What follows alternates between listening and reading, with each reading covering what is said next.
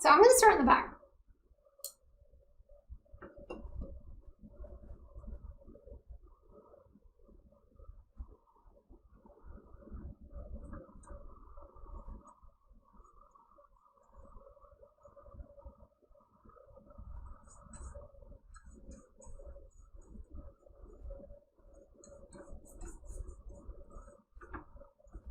I might grab a little bit of another color just to kind of make it a little more interesting.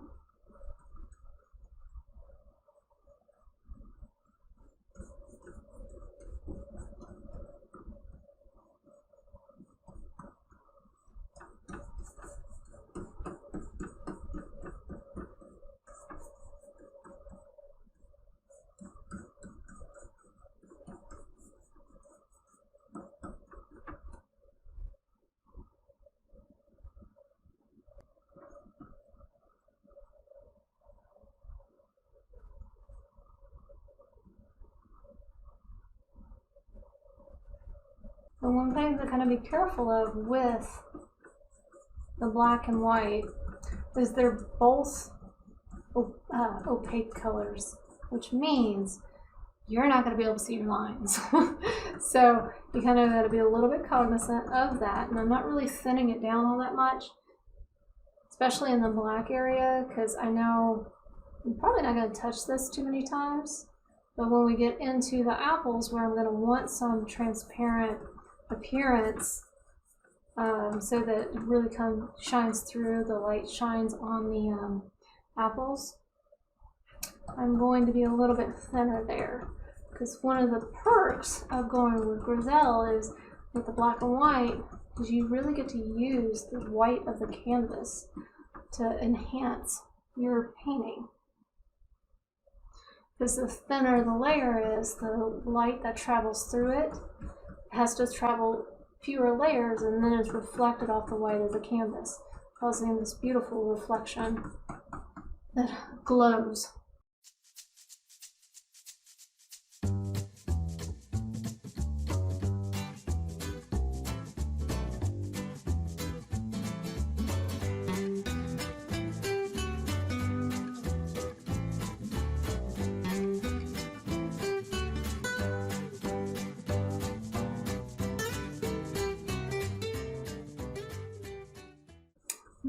I'm purposely in my mind, I'm actually making this upper right corner darker than the side over here, because the light is coming from this direction, and so I'm really going to play with that.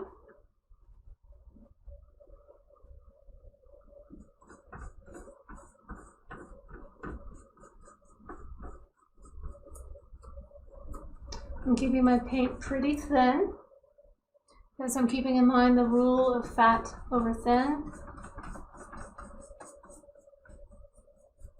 And what that's referencing is the amount of oil, which is the fat, in your paint. So you want to keep those first couple layers pretty thin with the fat. Let me check this here real quick. Okay, so you want to keep those first couple layers pretty thin, and then we're going to add in more thicker paint with really nice fat stuff in it, with really nice mediums in it. And that's another reason right now I'm really not playing a lot with my linseed oil, because I just don't want to add any fat now, because if I do it now, I've got to continue to build that. So that's my personal choice. Okay, and when I do these initial layers like this, I am pretty rough with my brushes, because I'm just laying it in there as quickly as I can. And so I use hog hair brushes. Those are the least expensive brushes that you can probably get, which is great because, you know, they last a long time, and they're good for taking a beating, but you definitely want to use those in the beginning. Save your nice sable and badger hair, you know, brushes for the more delicate work and for adding on additional layers using the glazing techniques. So I'm going to sit down because I worked out this morning. My legs are like tired. Okay. All right.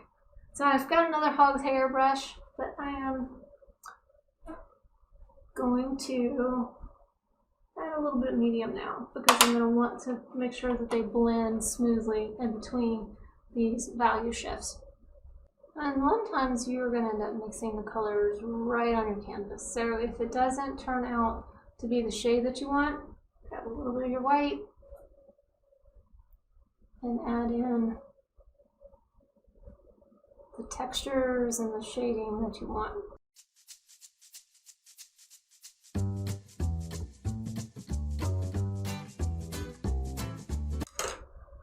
I'm going to take a mop brush and just kind of blend that in just a little bit, because I want that sfumata edge back there just melting off into nothingness. It is not important. The edge is not important back there.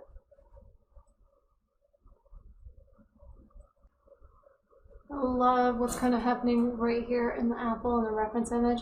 So in the reference image, we've got a very dark apple right here, and then a just nice light that's going in there. It's going to really emphasize the transition from light to dark and just give that a beautiful hard edge right there. So we're going to make sure that we pay attention to that.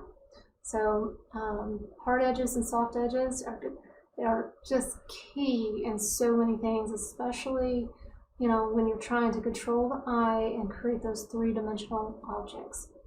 And we want a nice round apple. So we have to pay attention to that light. The lights and the darks. Now, technically what I should be doing is applying that same dark everywhere that I see it, but I want to see what this apple looks like first. So I'm going to go ahead and complete this apple in terms of gray, and then follow that pattern throughout the rest of them.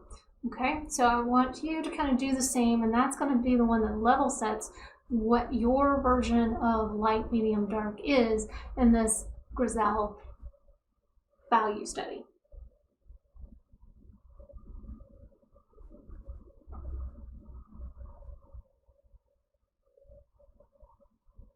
Because what we need to be looking at is comparing the values to other values. And are they too light or too dark? So when I compare the value that I just applied here, is it the same value as the one that's back here? So the one that's back here should be lighter than what's going on right there. So I need to make a choice. Do I want to make my background lighter, or do I want to make this little reflective light darker?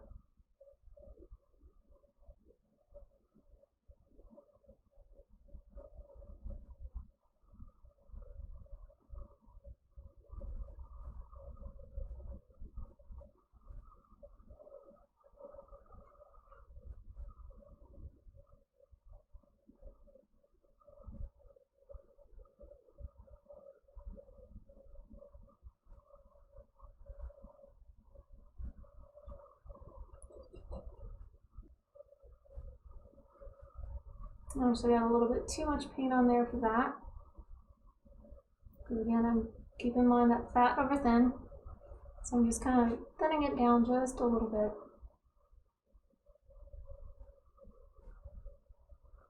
I'm wiping a little bit off.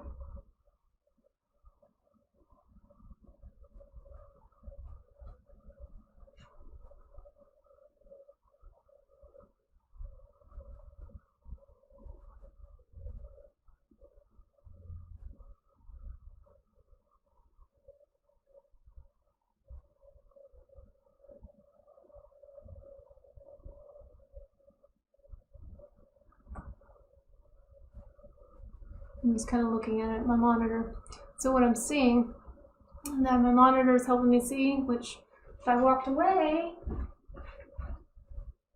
I could see it from a distance too, but this gives me the whole like 20 feet. I need to lighten up my background. So I'm going to do that.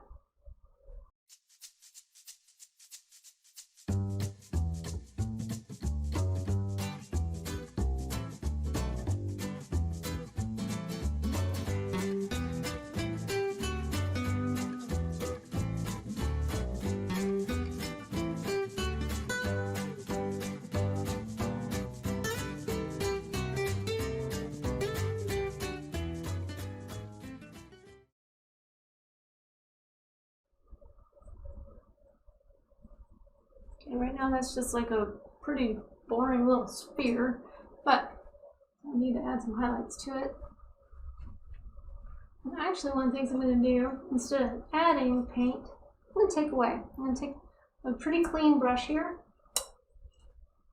wipe it on my towel, and I'm going to come in here and wipe off some paint.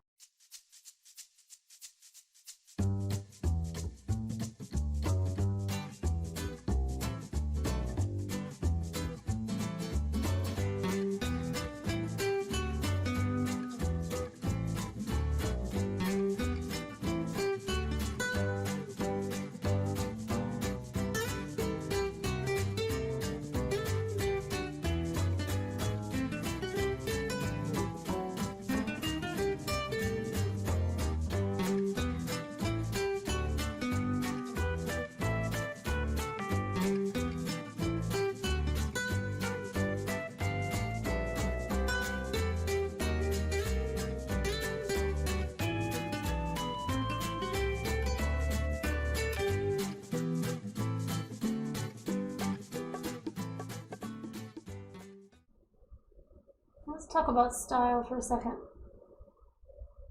So the style that I'm going for right now is very realistic.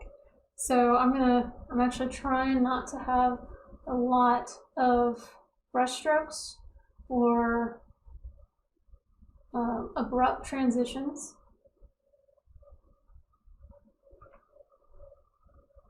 And I will apply just thin paint in multiple layers in order to create those nice transitions from one shade to another.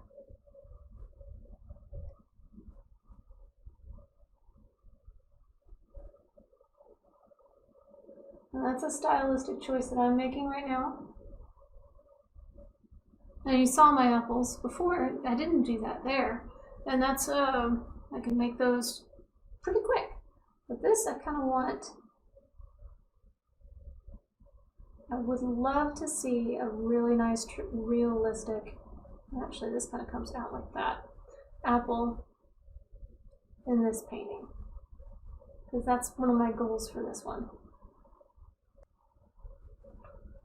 Alright, so essentially we're going to do that to everything on here.